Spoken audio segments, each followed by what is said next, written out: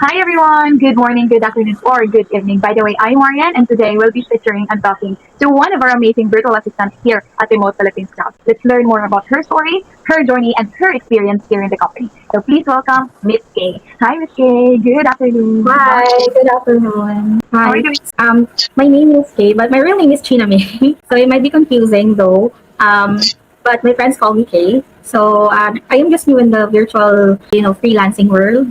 Just like started looking for a job when I quit my job last February 28th. I have been in the BPO industry for more than 10 years. So decided to, explore the freelancing world. So I was like, when you hired me, it was like I have been looking for a client or someone that would hire me for a month and a half. So it was like I was so happy. When I got hired, I didn't expect it actually. So yeah, Congratulations again. it's kind of like it's sudden. I was actually having I was climbing slowly but surely in the BPO industry from being a seasonal agent to a regular agent to being a seasonal trainer to handling training classes to handling teams to being able to be an administrative supervisor. But last year it was like I was very emotional. Um, I feel like I'm never burn out. So I said, I think this is not for me na. Okay, it's more of not only the pay, but also with how things are working for me. It's not working out. So I said, maybe freelancing would be one thing that would make me happy as well. And kasi ano na siya, over me, though I've been in the BPO for 10 years, I've been doing recruitment, I've been doing training, I have been doing final interviews, handling client visits, engagement, but there was something missing na hindi ko out yung time ko. So sabi ko, many of my colleagues were like, hey, why don't you try freelancing? Try mag-sideline ka muna for freelancing. I said, yeah, I would try to, pero with my standing with my work sa BPO, working at night, then changing to working in the morning, though the environment is really good, I really like my workmates, my colleagues. I'm happy kasi iba dito you don't have someone to like, if you're stressed out, tara, labas tayo, tara, kain tayo, wala ako lang. Pero it's something na meron akong peace of mind. This is not scripted medyo para akong magiging emotional, pero yeah, it's something na nagkaroon ako ng, hindi ako mag-iisip na, hala, ito na naman, ramp na naman, ito na naman, may gagawin na naman, client visit na naman. Gagawin ko, doon, hindi naman siya stressful, pero parang sa akin, nakakain na ako ng stress from time to time. Kasi medyo, sabi ko, ito na naman, ulit repetitive, though may mga nakikilala akong ibang tao, pero it's something like very overwhelming na for me, na all this time, I was thinking if worth it pa ba siya for me. So, decided to go on freelancing. So, yeah. Thank you for sharing that, Miss Kay. No, I know it's very not easy, 10 years. I think it's enough naman siguro parang to explore more because I can understand na parang you feel na, okay, there's something more that others can offer to me. Parang ganun siguro yung feel. Yun ba, minsan nakaka-burnout ako nga with my previous job. Although I'm happy, pero yun nga, parang nakaka-burnout. Ngayon naman, parang I feel isolated kasi ako lang mag-isa working ganon. So, di ba? Pero I'm happy that you choose to take the risk to transition. I know hindi siya madali kasi alam mo meron ding mga bills na you have to pay off, mga ganon. Merong tapos, I know it's really not easy, but I'm so glad na you took the chance para to explore more. Kasi minsan din, yan lang yung ding need natin, di ba?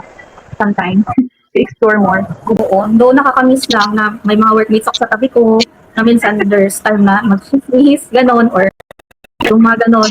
Medyo feeling ko left out ako minsan, kaya I try from time to time na mag-aaya ako ng dati kong workmates. Or like, I'm looking for someone to talk to pag ganito. Kasi I'm a kind of person na ambivert. I can be introvert, I can be someone na outgoing, pero more likely kasi pag bored ako, manggugulo ako sa office talaga. And my workmates knows that. Kung hindi ako busy, wala akong ginagawa. Pero right now, syempre, ano pa ba? Wala. Minsan tatawag ako, mag-aaya ako na, tara laro nga tayo sandali. Kasi nag-board ako. Pero minsan di siya available, syempre. Though it's medyo nakakasad, pero transitioning Pero okay naman siya so far. Yun nga. So, nakakamiss din talaga work ka na. Tapos dito, you feel, okay, ako lang mag-isa.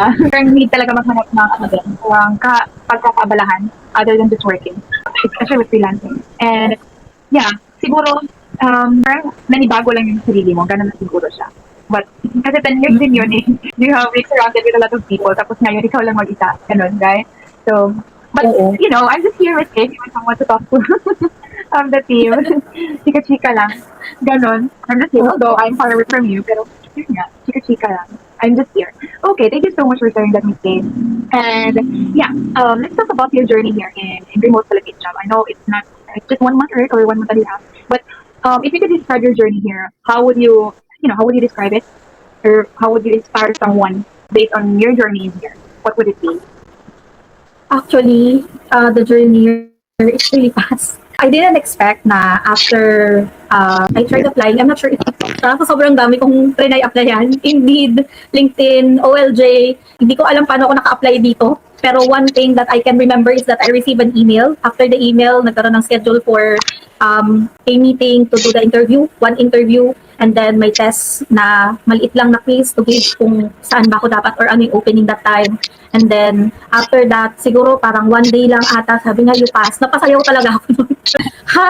Okay. Tapos, no, it's something na for me kasi hindi naman ako nag-expect talaga kasi nga wala akong background.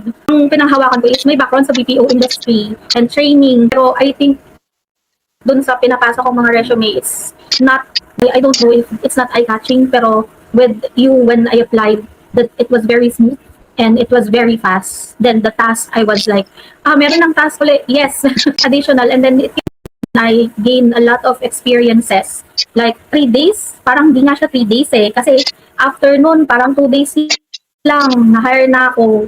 Nung pagka-receive ko ng email, okay, start ka na tomorrow. Ang first task mo, anong schedule ang gusto mo? Gusto mo bang mag-day off ng 2 days a week? 1 day, walang day off, bahala ka. Anong schedule mo? Unlike BPO, ang dami process, pero maghahanap pa ako ng papers ko. It's really quick, like apply lang, receive email, makakuha ka ng schedule for interview, simple test or quiz during the interview. After that, you will receive a text or email, and then another meeting na they will congratulate you and then create your own schedule. That's it. Very smooth. Very smooth talaga. And I'm so happy na ganun yung process mo with Miss Kay. And yeah, I'm so happy na I was able to interview you. Parang naano lang din talaga kung grabe naman no. Parang ganun lang. And yeah, what made you like take the chance to Sabi ko kasi sa self ko, whatever company would offer me something, since I don't have any experience at all in the freelancing world, I would take it. Kasi I also tried, actually I have a friend or a colleague na sabi ko, may opening ba kayo dyan? Baka pwede ko refer sa client mo kaso wala silang opening. Sabi niya, try mo muna mag-apply sa iba, then see anong klaseng niche yung kailangan mo, saan ka ba magaling or saan ka mag-ano. Actually kasi dito sa freelancing world, hindi ko magamit yung sa BPO ko na may background ako sa training, background ako sa handling ng tao, pag tingnan ko yung responsibilities or yung kung ano yung kailangan nila, parang I feel like na hindi sa for me. Pero nung nag-apply ako, sinabi nila, oh, you try this muna, very simple task. Afterwards, siguro mga 2 weeks na yata ako nung nandito, mga 2 weeks, nag-add sila ng task sa akin, then slowly but surely, guide nila ako on how to do it. Then if I have questions, ang bilis lang ng reply, or if busy sila, I would understand, I'm sorry, medyo may ginagawa lang. Then yun, ma-answer yung question ko, then medyo natututo ng very little by little. Tapos, it's something na slowly but surely na may learn it. Not only with side by side with the person that trying to help you out, but also with yourself na paano ba to, 'di ba? So you're trying to be able to get the drive on being able to finish the task. More kasi yeah, here in the company naman kasi they don't really even though if you have experience, but they don't strictly require an experience. Kasi kahit may experience ka pa, wala experience, bibigyan ka rin talaga ng training or ng SOP. Ganun. So it's okay lang if you don't have any experience or you have the experience. Parang ganon. Kasi it all provided. And if you have any questions, parang na-reach out, even the owner can be reached out easily. Even Matt and Philip can reach out. So yun. But be honest, Miss Kay, what were your doubts? Or meron ka bang doubts before applying here? Or even yung mga first week mo pa here in the company? To be honest, yung doubts ko, kasi yung first task ko, hindi siya abot na 1 oras. Sabi ko, mabubuhay ba ako nito? Kasi pinanghahawakan ko nung na-interview ako na mabilis lang ba yung promotion? Tinanong ko agad, may possibility ba madagdagan agad yung task sa akin? Kasi nga, di ba, nung nag-start, yung mga new hires, mag-start sila sa isang task, which is, it's not, the whole day. Then, I understood na, syempre makita ko mga EOD nila, wala, ang dami nilang oras ng work, sana ganun din ako, may ingit ka, di ba? Pero, slowly kasi, inaano kanila, piniprepare kanila sa more tasks, so I understood. So sabi ko, ay ganito pala, I'll give it a month, lang to, ganito lang siya for the first few weeks. And hindi ako nag-regret doon. Kasi yun lang talaga yung time ng work. Yun lang talaga yung doubt ko na mabubuhay ba ako dito. 3 hours Sa lang. ganito. So, it's worth it. Yeah, yun. If kaya lang talagang gawin, if nakikita nila mga kanisilit na you're capable of doing this, eventually, the promotion is really, really fast. Kasi with my experience, I started with just 3 hours only. Then eventually, full time na. Kaya. So, I know, sa ngayon siguro, medyo ano pa lang, kasi per task dito per task. So, kaya ang ganon. Hindi talaga siya like 8 hours pwede mo gawin. Although, merong mga tasks na ganon. 8 hours talaga siya full. Pero mostly, parang iba-iba. So, if wala ka talaga experience, it's a great training ground. It's because you will be able to experience a lot, or you will gain a lot of skills then with Tama. the company. Okay, thank you so much for that one, Miss Kay. But right now, can you say na ba na it's worth it? Worth the risk ba? Oo, worth the risk siya. Though it's, the start is small, ano ko na siya, medyo nagkakaroon ako ng learning ng skills doon sa mga things na akala ko hindi ko kaya. Like scheduling ng mga posts. Sabi ko, paano to? Mabubuhay ba ako nito? Medyo nahihirapan ko pero nag-a-adjust. Tapos pag-handle ng sabi ko, okay pa ba ako? Pero eto, medyo day by day, nadadalian, may yung mga pahabol or mga changes. So, sandali, give me 3 minutes, mahanapan ko na siya ng solusyon. Kasi nga, na yung challenge niya is how to be able to resolve the things ng medyo madali. Hindi ka na yung mahihirapan pa, alam mo yun. Kaya sabi ko, okay, kaya to. Kaya naman talaga yan. Makakayanin din. Diba? As long as we have the drive to learn, kaya talaga yan. Okay. I know it's not long na you've been here, Miss Kay, but is there something that you can say that this job changed your life, like personally? And I don't know if there is, but financially. Hindi siya, kasi dati, may times talaga na I need to OT or go in early. Tapos, may times na, I need to go early here pero hindi ako paid. Ganyan. Or I need to do overtime. Ganyan. Or paiba-iba schedule ko suddenly. May times na ganun kasi sa BPO. So here, hindi ako naghahabol eh. May times na pagkagising ko, eto munang task na to. Total sa cellphone tong task na to. Eto muna gagawin ko, nakahiga ako. Tapos, pag time na to open the laptop, eto na. Okay, I can do it na. I will start with my task na here. Tapos, medyo may pahinga. Hindi mo naman siya yung, unlike dati na dire-diretso. Kasi, dati, di ba, mag-commute ka pa, lalaan ka pa ng oras. Ako dati, though malapit yung pinag-i-stayan ko sa work ko, sa office, sometimes I need to wake up very early or I need to wake up lang. Kasi maliligo pa ako dito, hindi naman ako harap sa tao eh. Hindi muna ako maliligo. Baka pagkatapos na ng work ko, hindi na masyadong, alam mo yun, hindi na siya masyadong mabigat. Hindi na muna ako maliligo. Later na lang or pag nagustuhan ko ng maligo. It's something na hindi siya very, strict sa time. Basta matapos mo yung task mo, na left out, na kailangan mong gawin na due for today, it's okay. So, yun yung life-changing kasi may freedom na hindi walang maghahanap sa'yo. Kasi pwede mo naman ma-replyan sa phone kung masasagot mo siya sa phone. Why not, diba? So, medyo siya sa akin, yun yung pinaka maganda kong na-experience right now. Life-changing siya talaga for that part. Okay, yun nga. Parang kahit 1 minute, doon ka palang mag-iingat. Oo. Parang sabi ko, kasi minsan magpupuyat ako, maglalaro ako, or manonood ako. Sabi ko, isa pa, tapos mapupuyat ako para ko inaantok. Tapos sisimulan ko na yung task ko kasi 1 minute lang naman before kahit nga ilang seconds pa lang. Basta hawak mo siya, start ka na ng task mo, mag-in tap. So, okay na siya. Parang grabe yung nila, parang believe nila sa atin. Ganon. Yung mga bosses natin. And also, Miss Kay, ano yung sa experience mo, ano yung pinaka nagustuhan mo sa company nito? Yung dito, mabilis yung process. Mabilis yung process na, and then, if you have some mistakes, okay lang. Like, for me, ako may pinagawa sa akin. Hindi ko alam bakit nangyari to. Wala akong narinig na ang daming-daming ganyan, ganito. So, sanay na ako sa ganon. It's something new for me na, hindi napakahirap na mga processes. Pero, madali lang siya. Madali lang pala siya. Kasi, it's something na pwede mo siyang, it will take time for you to learn. So, maraming matutulong sa kayo. Though malalayo kayo, pero chatting them makes it easier and with all of your questions. So, Yeah, yun din talaga. Thank you so much for that one, Miss Kay. I hope others know, like, for example, you're same with you, na have same experience sa BPO. So, alam kong medyo risky talaga. It should start with that one guy. Kasi marami akong kakilala na nasa BPO na really want to transition to freelance or remote work. So, yun din. So, I hope ma-inspire ka with Miss Kay's story.